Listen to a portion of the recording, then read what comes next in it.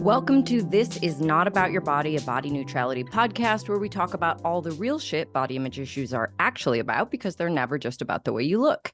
I'm your host, Jessie Nealand, and today I have with me Erica Smith, who is an award-winning and internationally recognized sexuality educator with 23 years of experience, whose main area of focus is sex education for people leaving high-control religions.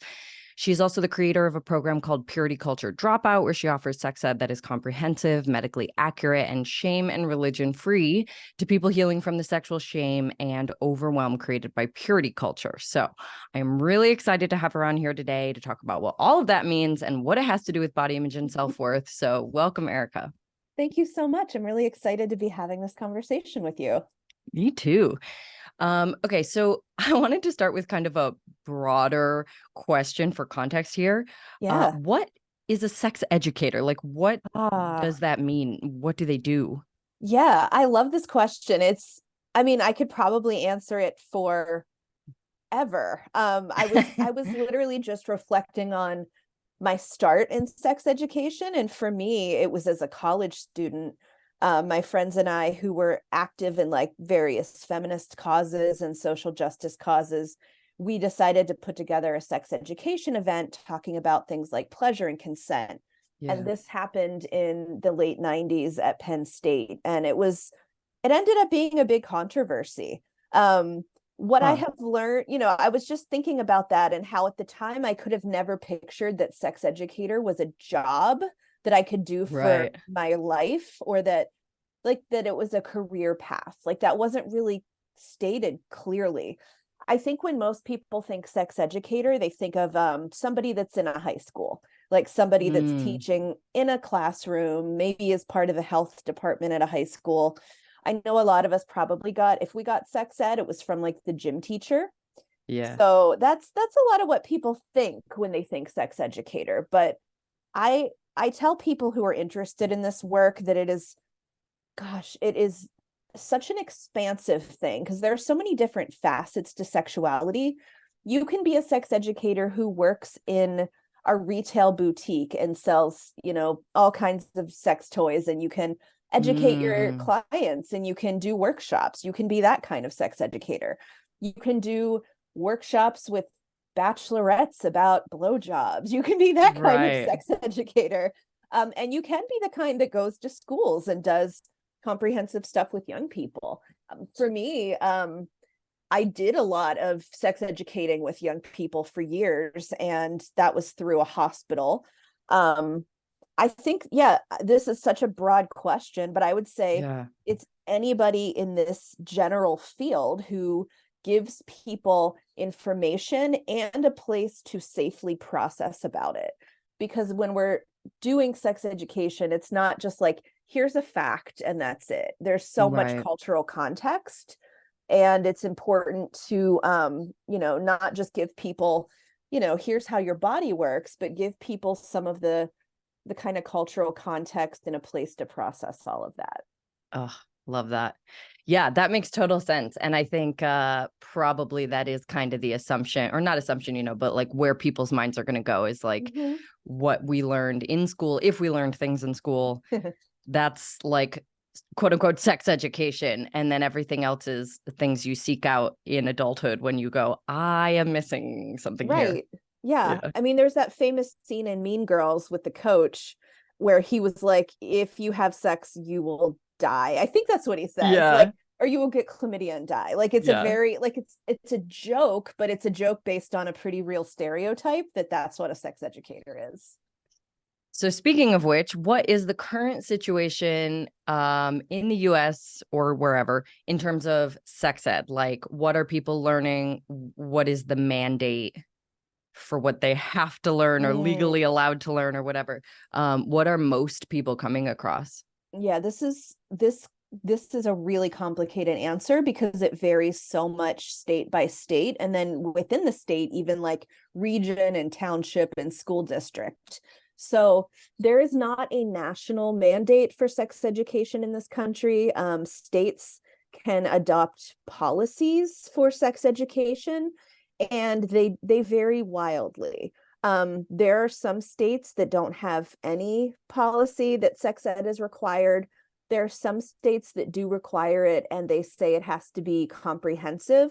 But then when you like look at the fine point, or the fine print, that can really vary depending on the school and who's teaching it. So, if you have a state where it's like, well, you have to teach about birth control, you could have a teacher that's like, well, I'm going to teach about birth control, but here are all the reasons I think teenagers shouldn't use it. And like, that would be perfectly legal. Sure.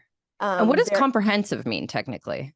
comprehensive sex ed is sex education that addresses all of the holistic, physical, cultural aspects of sexuality. It's not just telling you the bad stuff. Like, this is Oh, chlamydia, okay. this is pregnancy. It's like, we're also going to talk about pleasure. We're also going to talk about relationships. We're going to talk about consent. We're going to talk about Got it. the beautiful positive aspects of sexuality and not just the scary things you're trying to avoid. And that is what most mainstream sex ed leaves out, is the good stuff. It's like, we want our teenagers to be afraid. We want them to avoid pregnancy, and we want them to basically not have sex. So if we're not going to say don't have sex, we're going to make it sound as scary as possible. And that's what a lot of sex ed is. And that's, spoiler alert, not what's effective. Yeah. So what is effective? What would you rather see? What's effective is the comprehensive stuff. And I say this based on longitudinal studies of how effective abstinence only education was in this country. So like, we have data on that going back years and years. Like, you can look at data from like probably the early 2000s at least, that are like, yeah, telling people not to have sex doesn't actually do anything to improve the sexual health outcomes of young people. It might delay when they first have sex, but then they have sex and they don't have any of the tools or resources or knowledge or skills that they need. And then you'll see higher rates of unintended pregnancies, like in states like Texas, which has long been a battleground for sex ed and a place for not good sex ed. They have a very high teen pregnancy rate. So that is what data clearly shows. You got to teach people how their bodies work and how to, make decisions about them with confidence and not feel ashamed about them, and all of that. So this is one of those things, in part because of how I grew up. Like, I grew up in a conservative, fairly religious town, small town and culture and community. But my specific immediate family was very sex positive. My parents talked about all this stuff. I knew all the anatomy. I told all my friends how periods worked. Like, I was the go-to, I had all the knowledge early, and it just made total sense to me that you should know this stuff. Like, you learn how, I don't know, photosynthesis works. You learn how babies work. It just all made sense. So sometimes I really struggle with the lack of common sense in abstinence teachings, like the willful willful choice to ignore the outcomes that you're talking about. Like, it just doesn't work. What are we doing? And also, why were we doing it in the first place? But I think a lot of that comes back to the question that I'm going to be asking you a lot about today, which is purity culture, right? Yeah. So tell me what purity culture is and means, and how that kind of impacts or leads to like no sex education, shamey sex, all that stuff. Yeah.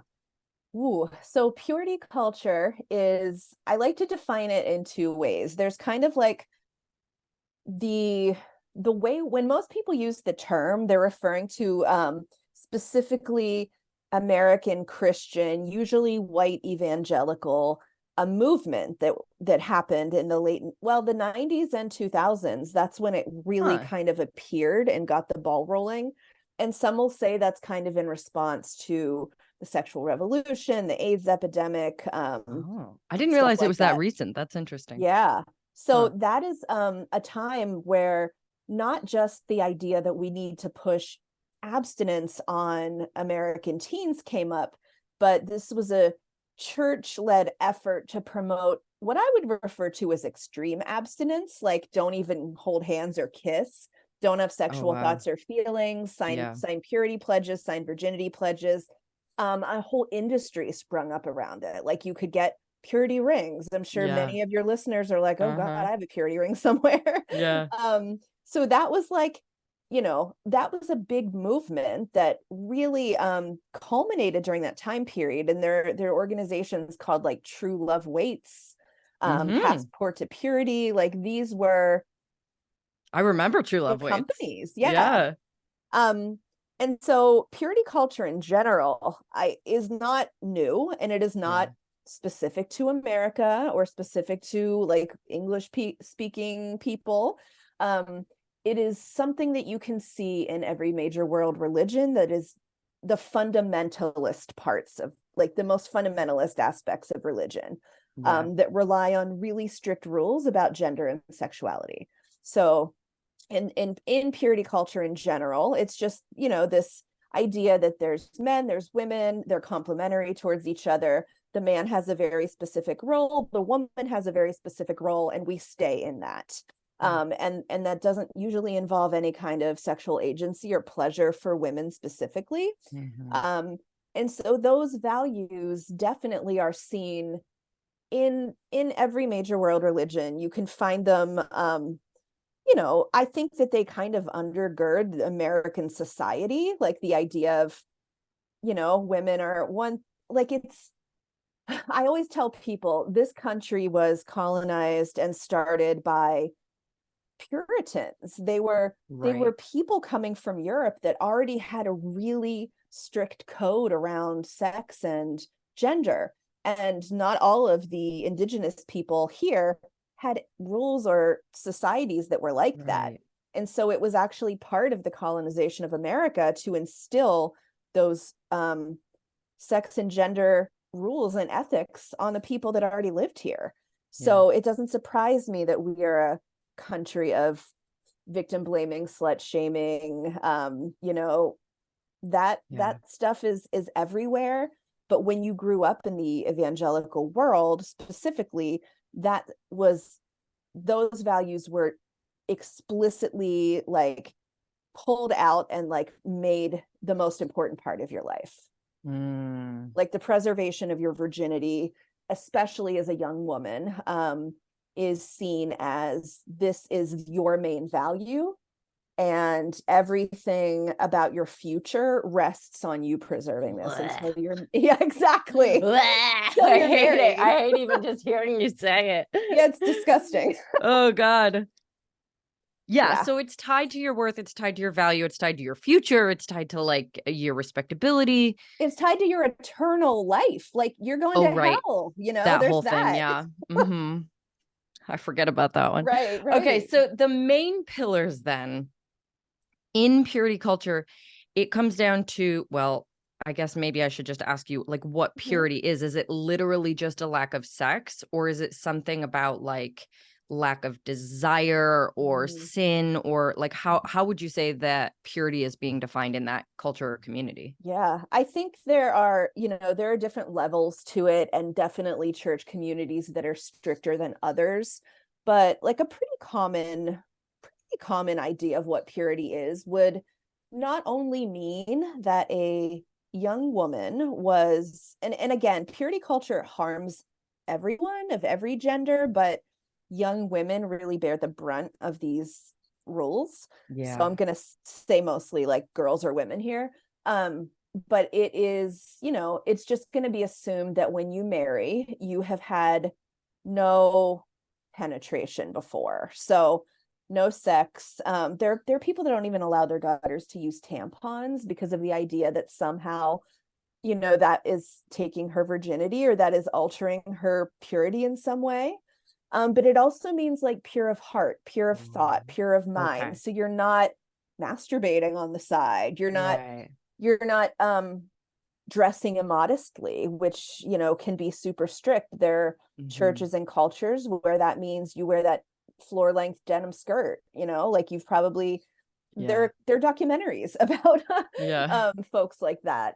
So yeah, it goes beyond just this girl didn't have sex to this girl is like a model wonderful Yeah. Christian example that we can uphold. And we've essentially desexed her in every way and turned her into this like very delicate flower in need of protection. Mm. There's a racial component to that too. Like, Mm-hmm. when purity is defined that way, it's really only available to white girls and women because we Mm-hmm. already view certain people like women of color as somehow already sexual or Mm-hmm. already, having, what's the word I'm looking for? Just being yeah, like marked in some way that they're not pure because we're unable to view them that way. So yeah, Right. there's so much here. There's so Oh my much to gosh. unpack. So this might be kind of a ridiculous question. Having not grown up with religion myself, I feel like my listeners are going to hear me ask it and be like, like you make no sense. But like why this? Why is this purity? Like why is sex impure? Do you know? How did it become why bother with that one? I think that the root of all of this is control. The desire to create a system that keeps women in a submissive, inferior position and to control people and make them obey and follow rules. Um, if there are reasons that like maybe aren't so relevant to our society anymore, but like men always wanted to know who if they were the father of a Mm-hmm. child. And you could guarantee that by making sure that or trying to control Yeah, like I yeah. am literally the only penis that has ever Right. been inside this woman. So yeah, I Sure. feel like it's a philosophical question almost, Yeah. like why is sex impure? But I think sex and sexuality is such a powerful part of life and such a natural part of life and such an amazing part of life Yeah. that harnessing its power, I think it's intimidating to men that want to have control. Mm-hmm. So, all right, walk me through what's supposed to happen when you get married. So, in Mm. this evangelical purity culture space, you have waited till marriage. You're a delicate, fragile flower who's what's the analogy they always give? Like you're like, Oh yeah, you're a rose that's got all its yeah, petals. all your petals, they're perfect. Okay, so now it's your wedding night and what, all your petals get stamped or like what's supposed to happen now?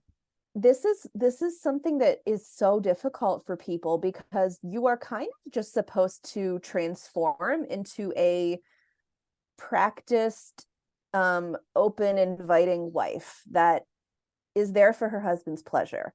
Again, it's different in whether how extreme or fundamentalist a certain Or church is, but there are churches and there are religions, and I hear from people that were raised in them all the time that will explicitly say, you now are responsible for your husband's sexual gratification and you can't say no to him. yeah, I've heard So that you as are well. essentially like some young women, some wives are taught that your body isn't ever yours to make decisions about. First, it's God's and your father's to make Ah! decisions about, right? Oh And God. then when you get married, your father passes that role to your husband. So your husband is making those decisions now. And that includes you have to be available anytime he wants sex. So imagine what we're teaching people about consent when that's the Right. message. Um, but like on a less sinister, darker, like less dark Yeah. note, I mean, a lot of times people are like, wait, I got married and now I'm still scared of sex. I still believe I shouldn't have it. I still believe it's dirty because Yeah. that's what you were raised to believe. Say you're like you get married when you're 25. You've had 25 years of being conditioned that this is the most horrible, dirty thing a person can Yeah. do. And then the ring is on, and you're like, huh, funny that all those things I learned didn't just fly out of my head. And now Yeah. I'm just like really into it. I have worked with quite a few people through that transition. Interestingly, of totally different religious backgrounds, although all of them with religious backgrounds. And yeah, the like complex, sometimes devastating experience of it was supposed to just be like a switch flipped and now it's magical, and neither Mhm. of us are enjoying this. It Yeah. doesn't feel good. I'm anxious about it. We can't talk about it. Like, Yes. it's just a terrible situation And they when can't. you've been told if you waited you'd be rewarded with this like incredible Yes. intimacy with your spouse. That is kind of a key that you just said right there, is you're promised that waiting guarantees you certain things. Like if you Yeah. wait, then you will have a blessed union, and it will go Yeah. exactly like you dreamed. You'll be blessed with a great marriage and children and a great sex life. And so many people are pissed because they Yeah. find out, they're like, wait a fucking minute. Yeah. That is not exactly how it's working out. It is a false promise, an empty promise that if you wait, then you will receive these riches. Yeah. It's not how it goes for most Oh, people. and it's interesting too, because I think, we're talking about a pretty extreme like sort of sect or demographic, but purity culture values Mhm. obviously infiltrate sort of everyone and everything, because like I said, I very much did not grow up in this space, but I do remember thinking, even though I was like already committed to like the slut path, I was like, I will not be doing any abstinence in my life. Like Mhm. before I even had sex, I knew I was going to be like having sex when I wanted with whom I wanted. Yeah. Um, I also felt like there is something very tender and magical about waiting until you're one partner. Like if you're Mm. gonna wait and then this is something that you've only ever shared with each other. I always thought that was really lovely, and I understood why people would want to wait for it. And I think later in my adult life, especially as a coach and working with people in this situation, I'm like, first of all, I mean, I've unpacked a lot of the reasons that there is so much magic in so many other areas, and that's kind of like a stand-in. That's diet magic, as it were.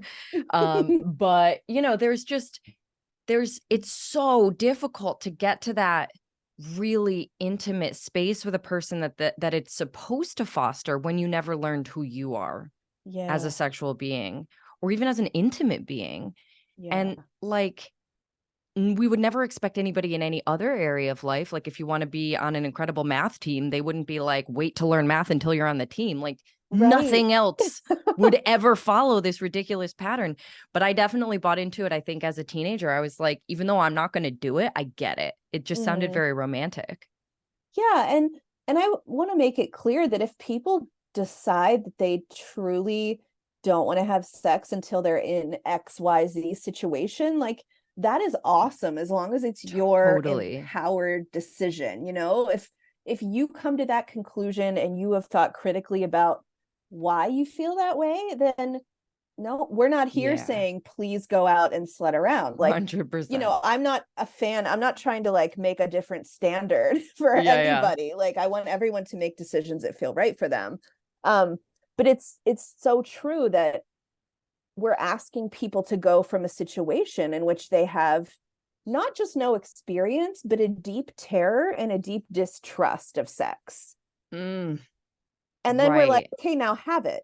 And I'll And hear from enjoy it. people, have it and enjoy it and be good at it. Yeah. And I will hear from people that even all the years that they were being preached abstinence, they would have youth pastors that were like, the sex with my wife is great, but you all shouldn't have any. And so they were like, oh, like, you know, the pastors, there are, and I always hear about this as male youth pastors. Again, I didn't grow up in Mm, religion either, so this wasn't mhm. my experience, but I hear so many stories about male youth pastors who will be like, well, when you're married like me, you can also have a smoking hot wife like my hot wife, and then you'll have great sex with her. So at the same time, like, these young people are seeing and hearing that, like, okay, it's going to change when we get married, and this guy sounds like a real hornball about it, but right now it's supposed to be bad and icky. Mhm. That is weird. It is weird. So tell me about some of the ways that this impacts people. And you can do this either depending on how it's easier to conceptualize, whether inside of evangelical purity culture or just in the broader Mm. like picture of people. Hmm. Um, what would you say some of the impacts are of being taught like sex negative or even sex absent, like however this is showing up, whether it's bad and scary and dangerous or just literally nobody's going to talk about it. Please don't bring it up. How does that impact a person's like sense of self, their sense of the world? What are we looking at? Gosh, there's so many areas. So I'm just going to start naming what I can think of just as it comes to me. This kind of silence or shame around sex very much divorces people from their own bodies, their own desire, their own idea that they have ownership over their bodies and that they get to make decisions about it. It completely undermines the concept of consent. So if you're taught that like your body is just a prize for when you marry a husband, or that women are going to be a virgin prize for you when you get married, and then they're going to owe you sex. When young women are taught that they are responsible for the lust of other people, especially men. Right. And you see this in school dress codes, whether it's a Catholic or Christian or secular school. You see this when you hear like, girls can't show their bra straps because it's distracting to boys' education. We are teaching girls directly that they are responsible for the sexual feelings of others, which is very victim blamey. So then they're going to spend, I feel like a lot of this is implied in general American culture, but when you were in some of these churches, it's said to you directly, like, Jesse, if they can see your clavicles, they are going to have impure thoughts. And don't you know he has a wife and it's not fair to do that to him? Like that is the direct stuff that's said to people. And then if he were to act on it, that would be my Your bad, fault. not his bad. So accountability is shifted even before anything ever happens in a really gross way. Men are kind of let off scot-free, like, well, what are you going to do? They saw your clavicle. Yeah, 100%. And as you can imagine, beyond just having all these messed up ideas about responsibility and consent and, not feeling that you are just like, that you can own your body and your decisions. The lack of practical information about anatomy and physiology can be terrible, not knowing how pregnancy works, not knowing how STIs work, not knowing how pleasure works. There are a lot of people that will be like, yeah, I just kind of dissociate during sex and feel like it's something that's happening to me. And it's not something that I am mutually doing with a partner. It's not an experience that I'm creating with somebody. So dangerous health outcomes because you don't know where or how to navigate that. And then also separately, just bad sex. Just bad sex. Bad sex because you're having it when you don't want to, because you're having it from a fear state or obligation state, or maybe just never learned how to tune into pleasure because pleasure seemed dirty and bad and wrong, or it's all shamed up. So like bad sex. Yeah, bad sex. And even sex that people wouldn't say is explicitly bad. It's a lot of times just like done out of duty or obligation, or, even when I hear stories where my clients are like, well, my husband is an incredible, wonderful person, and he would never force me to do anything. But the two of them together still don't know how to communicate about sex. So they feel very shy speaking up. Just talking about sex can be agonizing.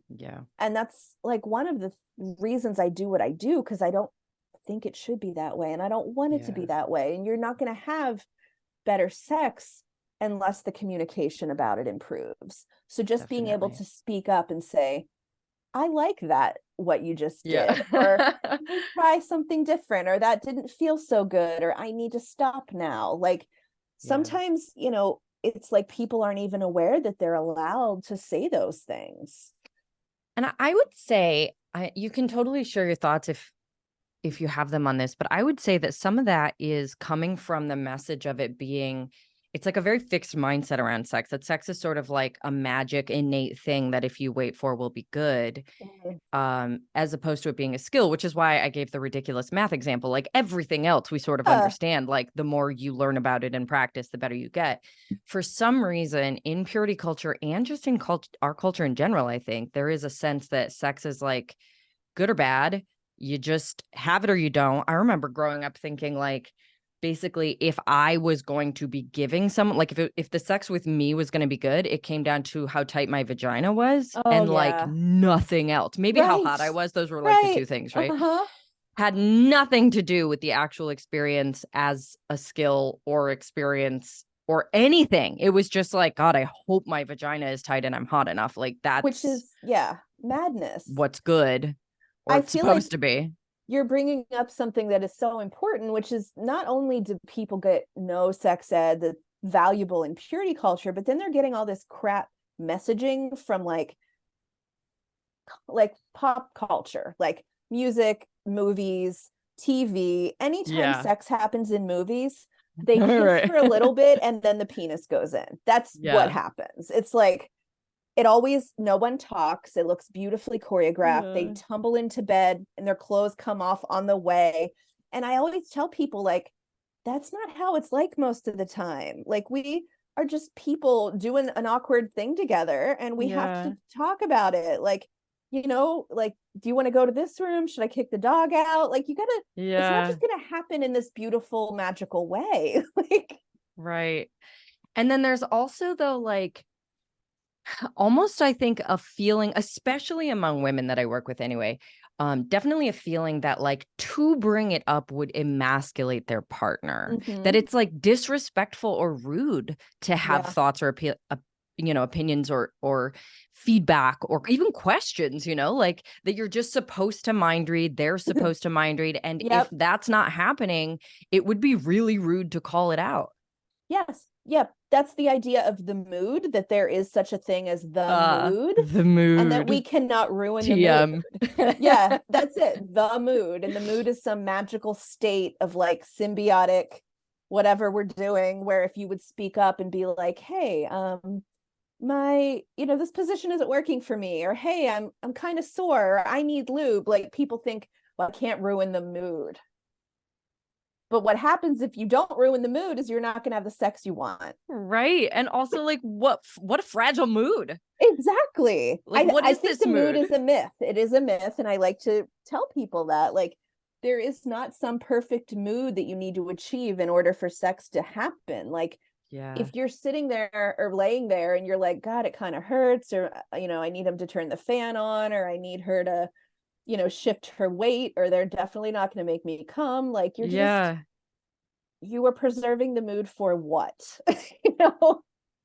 Yeah, it also, like, that's a pretty cool thing to challenge. Even just, I feel like to define the mood would be such an ethereal, it would be so hard to nail down. Like, the mood is like a vague sense of everything going well. And there are no outside distractions, no kids knocking on the door, no neighbor making noise, no cats walking on the bed. I keep looking over at my pets, like, they, if you live with pets, they get in the way sometimes.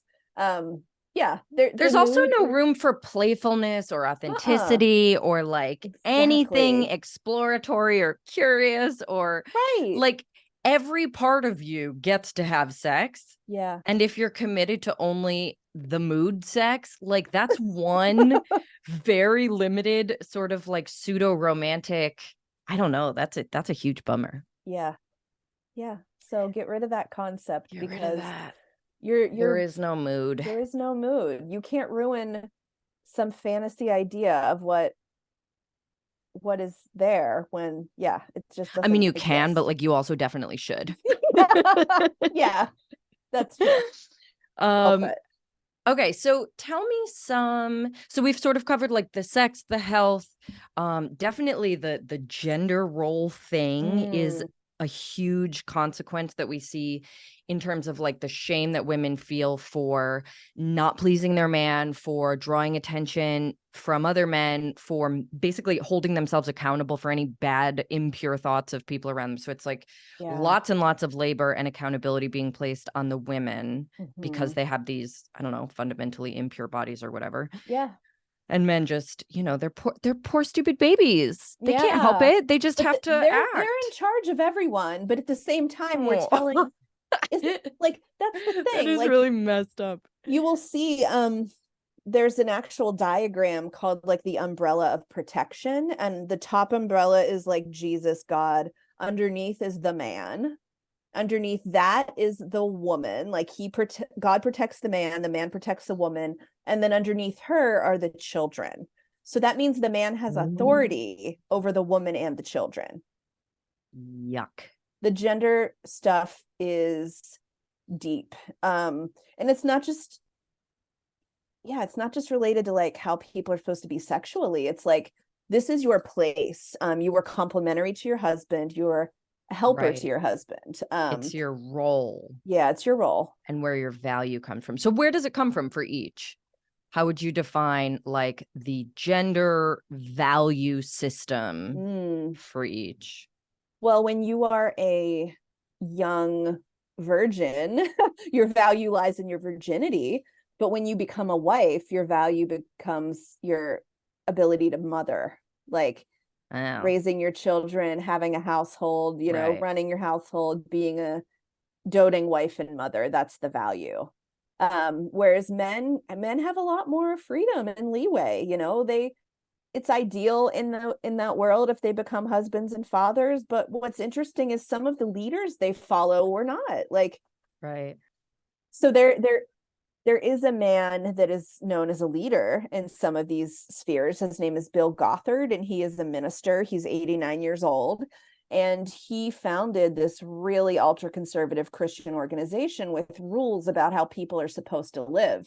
And he's never been married and never had kids. So some people like to point out, like, what's up with that? Why don't you hold him to the same standard? You're saying we should all like get married and have kids. But yeah, I think there's a lot more room for men to play around in that world. And in life in general, we know that.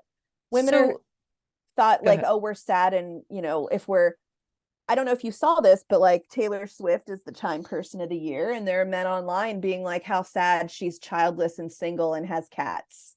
Tragic. But she is truly a modern tragedy. So tragic. But if there's a 34-year-old man on the cover of Time, no one is like, well, he doesn't have kids. Like, it's that crap. So I think we can just name this as objectification. Purity culture teaches objectification, maybe of everybody, but definitely of women, because essentially objectification is just boiling a person down to like one aspect. And in this case, it is the body, and it is their virginity. And then it is their ability to provide pleasure and babies and maybe emotional labor and all those things too. But there's almost nothing of value to the whole human woman in this space. Right. Yeah. I mean, there are places where women aren't allowed to preach. Women aren't allowed to hold positions of power. Women cannot be leaders in many churches. So, do you know, do you have specific experience with the impact that has on body image? Do you work with people in that space specifically? I can tell you that something that comes up so often is the crossover between purity culture and diet culture. Yeah. And I'm too.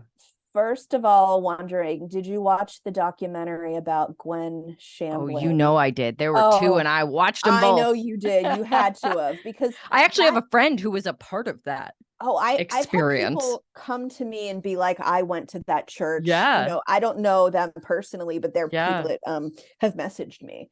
But it's the idea that we have to be in control of our bodies. So we're in control. We don't give into sexual urges. We also don't give into what they would consider gluttonous urges, which I would probably just call eating and nourishing your body. Eating, enjoying life. Your body. But it's built on so many of the same pillars. I am a good woman if I restrict myself in these ways, if I deny Yeah. these appetites of mine. And there's a lot of explicit body shaming and fat shaming in these Yeah. spaces, like women are supposed to be, and again, I know I'm generalizing. There are going to Sure. be families where this wasn't the case and communities where this wasn't the case, but I hear time and time again from my clients that, this idea of a perfect virginal woman usually also comes with a certain body type. And you are going to be shamed if you don't conform to that body type, which Yeah. brings up all kinds of parallel and intersecting issues when it comes to Yeah. body image, virginity, diet culture, all the same gross mess. If you even just like for in terms of like subconscious or implicit bias, if you just imagine like or Google probably for porn, like young virgin, Oh, she will be very thin. There yeah. is no chance that what pops in your head or on Google is going to be like a luscious plus size No. woman because that's not Yeah. the association. You're It's so right about self-denial, that. self-abnegation, Yeah. self-abandonment, And and almost like a like childlike state. childlike. That's exactly it. Yeah. Because what's more pure than a child? Ugh. Ugh. Exactly. This Exactly. conversation is I mean, we're getting into some of the uglier, yeah. uglier truths behind this kind of stuff. And I do want to acknowledge that, like, there are communities and churches in which the culture around sexuality allows for abuse to take place and abuse Of of course. young people. And I just watched a documentary about that called Let Us Pray. It is a 3 or 4 part series. You can find it on Max, aka HBO. And about the uh it's about independent fundamentalist Baptist churches and the culture of abuse that occurred in those churches. And it was straight up abuse of minors, abuse of Mm. children. And they would blame the young women, blame the teenage girls for the abuse they endured. And then they Ugh. would move the male abusers who were church leaders, they would just move them to a different church, much like we heard about in, with the Yeah. Catholic priest abuse scandals that have been coming up for Right. so many years. But yeah, there is, in some of these communities, we are protecting abusers, Yeah. um, and abusers who abuse children. And having these sexual values allows that to continue and proliferate, Yeah. and keeping people ignorant of their own bodies allows that to proliferate, and Right. making people think that they have to submit to every authority. Absolutely. Absolutely. There's also, I think, in terms of the just sort of sense of like what is pure being, like a child, that there's Yeah. something that sort of explains what we started talking about, which is like the fragility that we are casting upon women by valuing or prioritizing or freaking talking about their vaginas so much and whether or not a dick's been inside it. Like Mm-hmm. it feels to me obviously very arbitrary. Like Yeah, it I doesn't just change you as a person. yeah, like it's a nothing. That's a nothing. Virginity is literally nothing. But Yeah. if that is being like, oh, it's so delicate and it has to be protected by every man in your life, like it is casting the woman in this really supposedly fragile position. It's going to change how she sees herself so that then Mm-hmm. in a position of authority, she's going to be a hell of a lot more malleable. It's the infantilization of girls and women that then once they get married, like no wonder it's so hard to be like, now I'm a mature boss lady Yes, and yes. like my childlike innocence is gone and I'm supposed to, I mean, that's a pretty nuts transition to have to navigate. Absolutely. And that's why it's so fraught with so much struggle for people. So for Yeah. something supposedly so natural, going from maiden girl to like wife that pleases her husband, like if that's supposed to be the natural order of things, then why is it so fucking difficult? Totally. Okay, so I think that another element of the purity culture and diet culture thing that I just want to touch on is the idea that, like, yes, you are rejecting so much about who you are. You're viewing your body as like your enemy because it wants you to eat and have sex, and it's your job to like control it. But there's also just such a disconnection from every single bit of messaging, from hunger or arousal, to Mhm. literally everything else, any desires, and even your intuition, which makes you Yeah. super controllable Yeah. because that's all body information. Like that Yes. lives in here. And if your job has categorically been to disconnect from it in order to lose weight or be pure, that makes you a real easy mark. Absolutely. And that it's not easy to sort of become aware of those signals from your body after you've spent so many years intentionally turning them off or intentionally not Yeah. listening to them. So I really have so much love and patience and empathy for people that are coming back from that. Yeah. Like you and I didn't have to have that experience. Like I was lucky that when I started having sexual thoughts and feelings, I could roll with it. I Yeah. never was like, I must deny every bit of this. So when I work with people that have clawed themselves out of this way of thinking and of this set of sexual ethics, I have so much admiration for them, honestly, because Yeah, it is like totally. deprogramming your mind, it's deconstructing your beliefs. And for some people, Yeah. it is like it requires serious trauma therapy to get back in touch Yeah. with that part of yourself. And I have so much respect and awe for people that are doing that. I Yeah. can't imagine what it takes. So interesting too, because I feel like diet culture, or maybe even if we were to just call it like sexism or patriarchy, beauty culture, something in that space, that was what lived fully in me. So my early experiences of sex were not pleasurable or satisfying for me outside of it was validating. Mm-hmm. And I Am I loved hot the enough? validation. Yeah, Yeah. I yeah. was like, this is what good sex is feeling like I'm getting the validation that I'm hot enough. So, I mean, over time, as I learned to completely alter my understanding of like what sex is, what good sex is, what pleasure is, what embodied presence in that space is, I feel like I've had to do just as much unlearning, but Mm-hmm. from a completely different angle, even though it's like Mm-hmm. absolutely plugged into the same Yeah, system. It was never sex is bad. It was like sex is owed, and also a way of empowering myself, yeah. Like, but no, really not though. yes, because you were still taught that it was not for you. It wasn't for Yes, you. You were exactly. thin for boys. You were pretty for Yes, boys. And that's then you right. were available for boys? Yeah. And I had a tight vagina for boys or not. I Yeah. never knew. I could never find out the answer. Do you I know feel what's like, so funny? Oh, go ahead. no, I was just gonna say this is just a great time to myth bust that. I'm like, I am like the idea that vaginas have to be quote unquote tight is so ridiculous. Like I've worked with teenagers, and these aren't purity culture teenagers. These are teenagers that I worked with, and I worked in a detention center. And they were like, no, but I swear that if a girl has a lot of sex, like her boyfriend will be able to tell. Like he can tell if she cheated because her vagina changes. And I'm like, baby, they're not silly putty. Like they are not gonna change shape. They're not gonna lose their shape. It is a tube that is closed upon itself unless something is inside it. So Uh-huh. you're You tight know, enough. It's fine.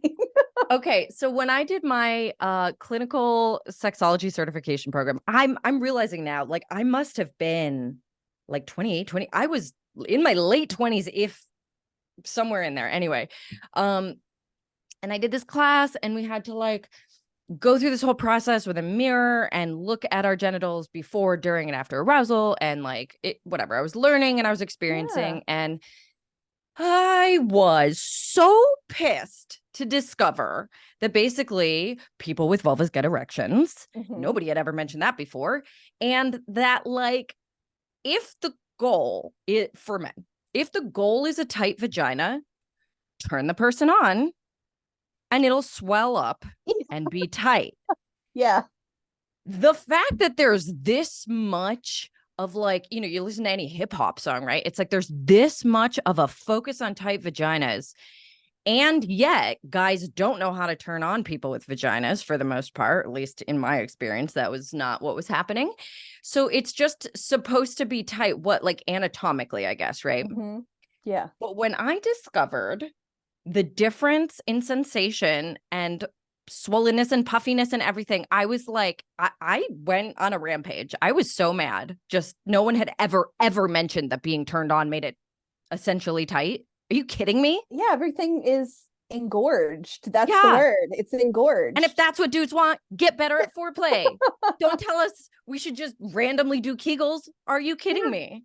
No, and also don't do Kegels. Most people need to Yeah. relax their pelvic floors. I True. mean, you can do them, but just know that that's not the be all. It's not a cure-all, of Yeah. course. Yeah. I feel like you just brought it back to a purity point because you were like, you know, men expect that vaginas are just out here being tight, just being tight by themselves. But the idea behind that is that means they haven't had many partners, which is so insane because what we're essentially saying is a girl that has had sex with her husband every night for 5 years has a tighter vagina than somebody who slept with 10 different men over the course of 5 years. Right. Like it's this idea that the tightness comes from your restraint, that you have not allowed many dicks inside you. Oh my That's gosh. where it comes from. Right. And you know, I feel like also because we get the misinformation in the sex ed, but you can see what's going on. So if you've had some sex, you can tell that vulvas and vaginas do change shape and size throughout the process of sex and arousal and whatever, right? Maybe people are just seeing that and going, whoa, things are changing and no one told me that was okay. I bet it's never going to go back. Maybe, who knows? We could all do with some back to why we need comprehensive sex why we ed need for comprehensive everybody. sex ed. Yep. Yeah. Okay, well yeah. I was just going to say, we know what happens when someone with a penis gets aroused, their penis gets hard, but we don't give the anatomy lessons about vulvas and vaginas in the way we should.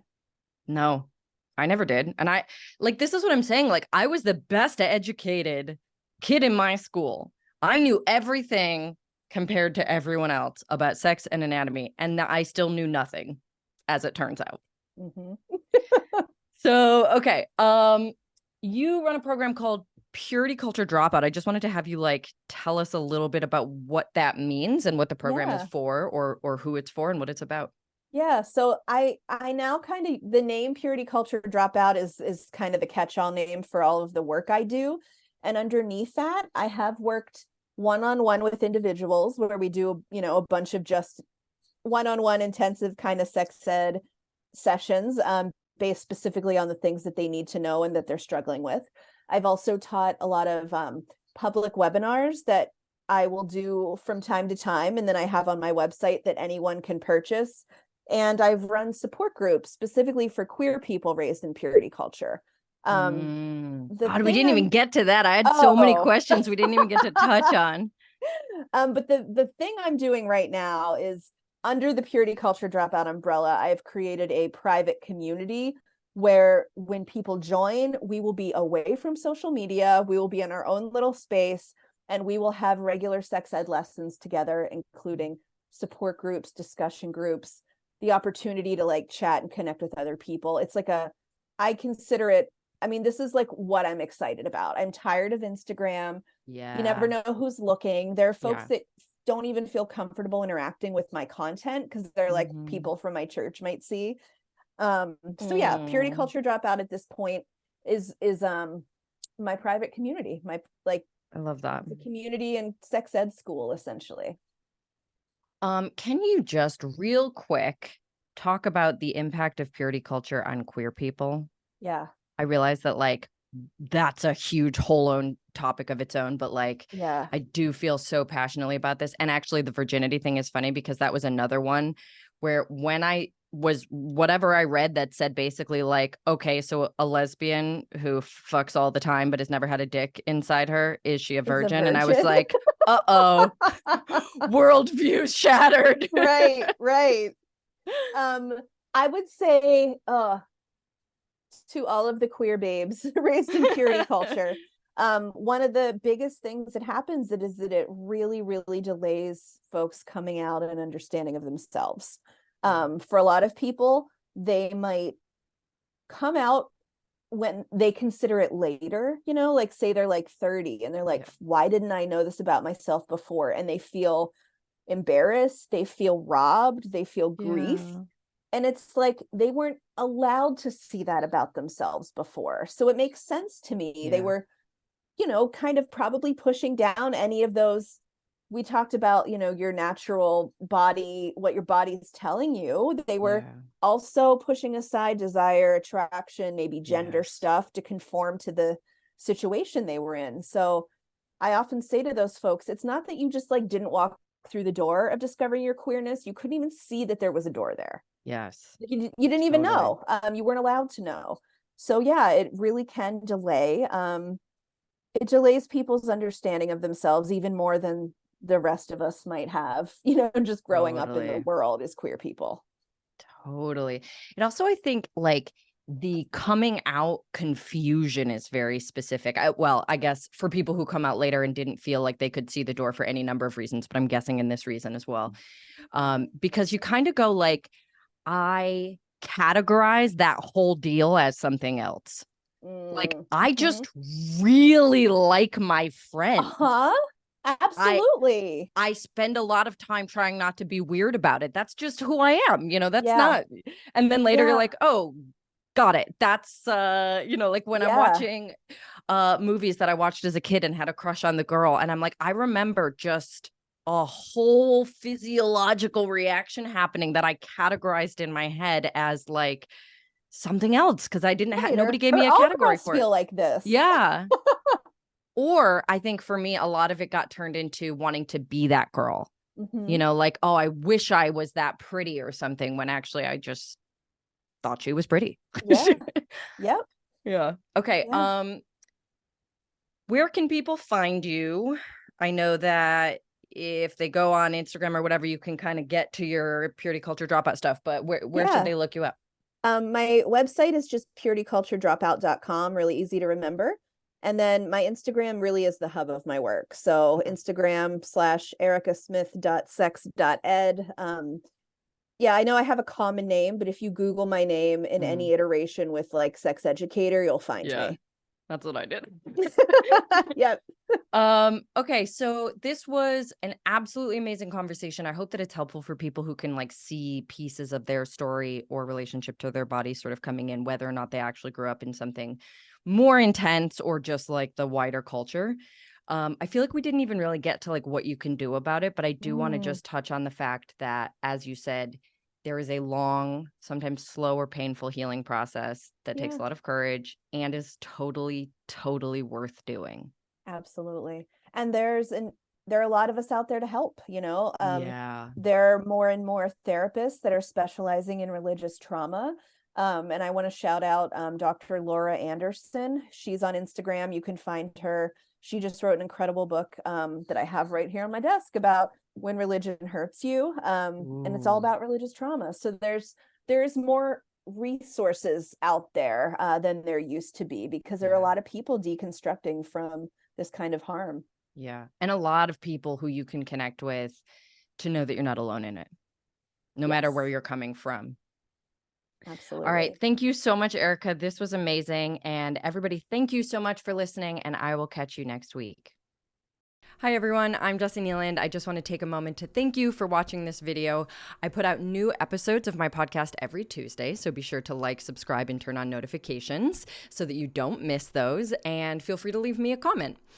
If you are looking for more information about body neutrality or you want to work with me, you can always find me at my website, jessienealand.com, or you can purchase my book, Body Neutral, a revolutionary guide to overcoming body image issues, wherever you buy books, ebooks, or audiobooks. We can also connect on Instagram or TikTok. My handle is Jessie Nealand.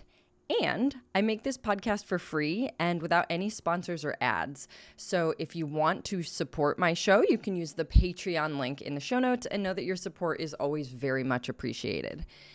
Lastly, thank you to my brother, Jason Nealon, for creating the music that plays at the beginning of the show. And thank you for listening, learning, and moving toward personal and collective body liberation.